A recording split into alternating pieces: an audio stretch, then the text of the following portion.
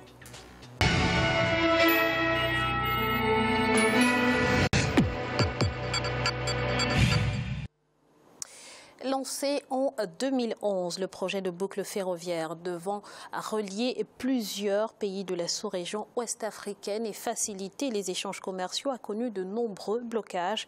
Mais depuis peu, l'entente semble revenir autour de ce dossier. Qu'en est-il réellement? Idlet Mirabel Bissou nous apporte quelques éléments de réponse. On en parle juste après. Le projet de boucle ferroviaire initié par le Niger en novembre 2011 vise la mise en place d'une voie ferrée continue sur le parcours Cotonou, Niamey, Ouagadougou, Abidjan. Long d'environ 3000 km, ce projet se caractérise par l'amélioration de quelques 1800 km de lignes actuelles et la construction de près de 1200 km de voies nouvelles. Le groupe français Bolloré avait entamé en 2014 les travaux d'un axe de chemin de fer devant relier les 5 États de la région, à savoir la Côte d'Ivoire, le Burkina Faso, le Niger, le Bénin et le Togo. Si dans certains pays comme le Bénin ou le Niger, quelques pas ont récemment été faits, les travaux de la ligne ferroviaire ouest-africaine pourrait toutefois être retardé. Où en est le projet de la boucle ferroviaire ouest-africaine? Que font les États et l'institution sous-régionale pour sa concrétisation? Au Bénin et au Niger, le différend avec la société de l'homme d'affaires français Vincent Bolloré est-il définitivement réglé? Cette question n'est pas totalement définitivement réglée. Parce que les États africains, dans le cadre notamment de la remodélisation notamment du réseau ferroviaire, vont procéder à une phase de privatisation au début des années 90. On a vu cela en Côte d'Ivoire avec Titaray, qui est une filiale du groupe Bolloré, et également au Sénégal. On a vu également cela même au Bénin. Mais dans le cas du Bénin, la situation est tout à fait d'ordre juridique. À ma connaissance, aucun impact. Il est vrai que le Cotonou, le Bénin fait partie de cet axe, mais je précise bien que le financement notamment de cette boucle est négocié par la Chine. Parce que la Chine avait déjà engagé ce qu'on appelle la route de la soie. Cette boucle ferroviaire ouest-africaine va notamment permettre le désenclavement des pays comme le Niger, le Burkina Faso ou le Mali. Et les travaux relatifs à ce projet qui comprend la rénovation de lignes existantes et la construction de nouveaux tronçons qui devraient initialement durer 8 ans sont prorogés à 10 ans. Mais avant, il faudra lever tout malentendu sur le différend avec la société de l'homme d'affaires français Vincent Bolloré et le groupe pétrolin de l'homme d'affaires bénino-gabonais Samuel Dossou. Au départ positionné pour développer le chemin de fer Cotonou-Niamey, le groupe pétrolin a dû marquer une pause avec l'arrivée du projet de boucle ferroviaire ouest-africaine du géant français. Les négociations qui pourraient relancer les travaux sont en cours. La dégradation de nos routes, c'est-à-dire les routes bitumées ou pavées de la sous-région sont très peu et qu'il faut compenser par les rails. Mais surtout aussi, il y a le transport de l'uranium du Niger, le port naturel du Niger, c'est le port de Cotonou. Et le Bénin a intérêt à résoudre rapidement ces conflits-là pour que le Bénin profite de cette manne de transport de l'uranium du Niger par le port du Bénin. En Afrique de l'Ouest, le chemin de fer est un atout pour les économies car il contribuerait efficacement à la réduction de la facture énergétique. Le transport par voie ferrée consomme beaucoup moins de diesel que par la route. Il offre donc un avantage compétitif et une empreinte carbone réduite pour le transport de marchandises très pondéreuses sur les longues distances. Aussi, la mise en exploitation de nouveaux gisements importants de divers minerais, composantes essentielles de la croissance dans plusieurs pays, justifie en conséquence cet intérêt retrouvé dans la région ouest-africaine. Le chemin de fer va contribuer au développement agricole, à la création d'emplois et à l'aménagement du territoire en Afrique de l'Ouest. Si le chemin de fer est vraiment relie, par exemple, les centres d'extraction des minéraux, par exemple le pétrole, par exemple le fer, par exemple l'uranium, évacué, c'est-à-dire l'exportation utilise le chemin de fer dont le fret coûte excessivement moins cher. Mais la valeur ajoutée sera considérable. Et en termes de revenus, en termes d'emploi, en termes de bien-être, ça va être considérable. Le rail a été depuis les indépendances le mal aimé des investissements soutenus par les grandes institutions de financement en Afrique. Selon des économistes, le projet ferroviaire en Afrique de l'Ouest pourrait changer la donne si toutes les conditions sont remplies par la CEDEAO et le secteur privé.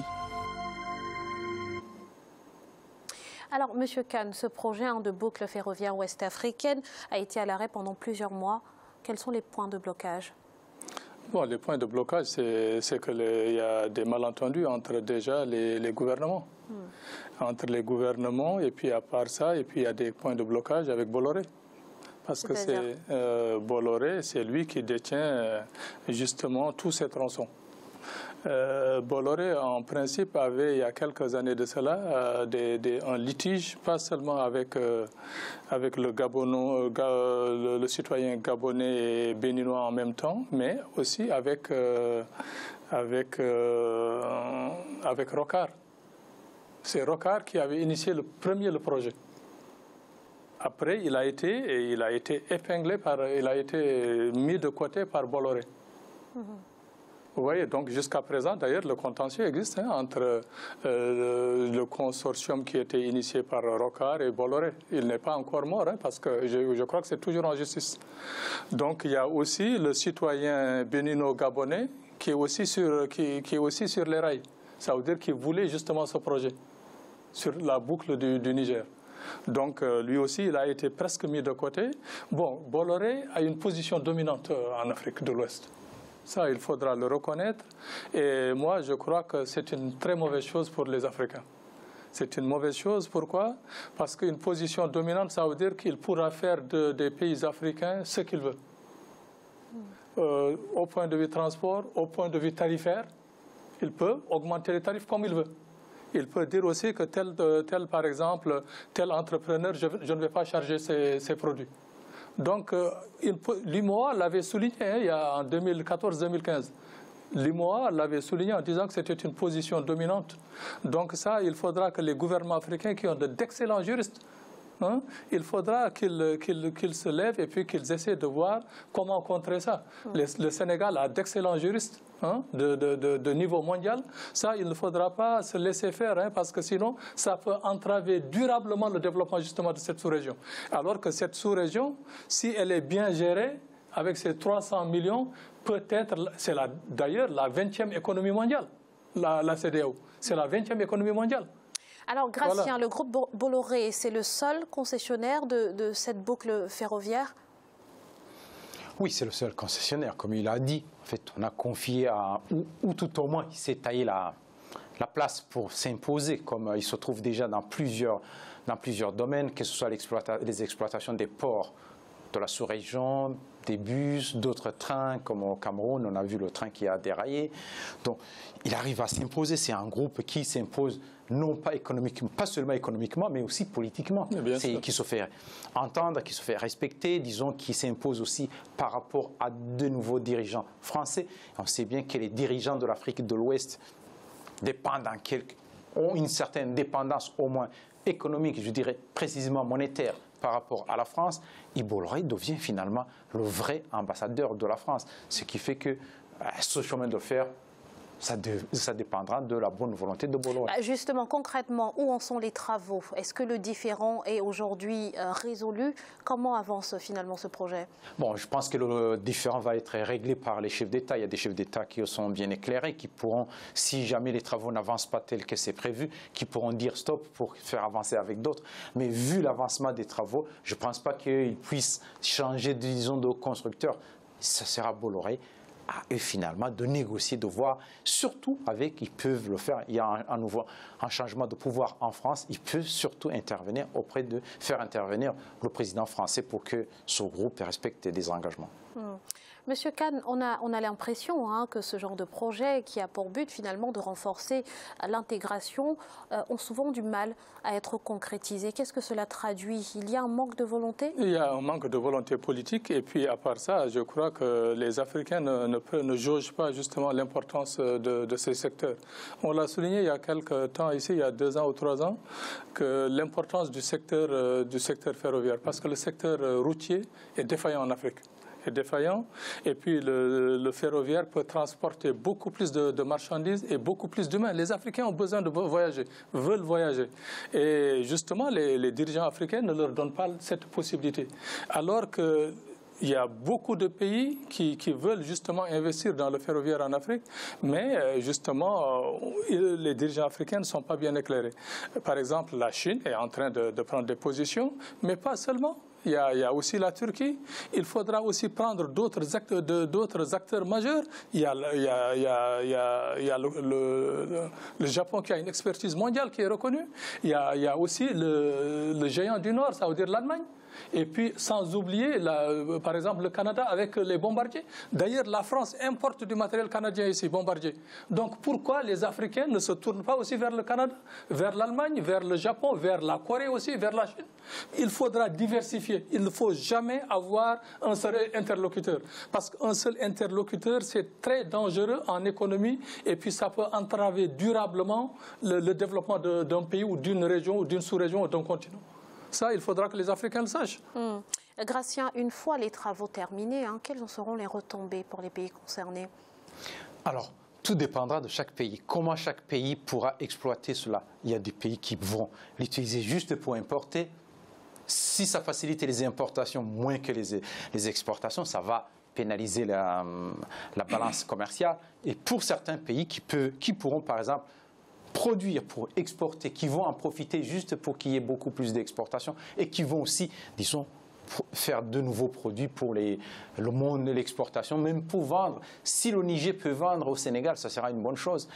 Donc il faudra, c'est à chaque pays de savoir comment il pourra y avoir ce qu'on appelle les externalités en économie par rapport à ce chemin de fer. Sinon, ça sera du gâchis parce qu'il y aura juste la circulation des personnes, mais il y aura moins de biens.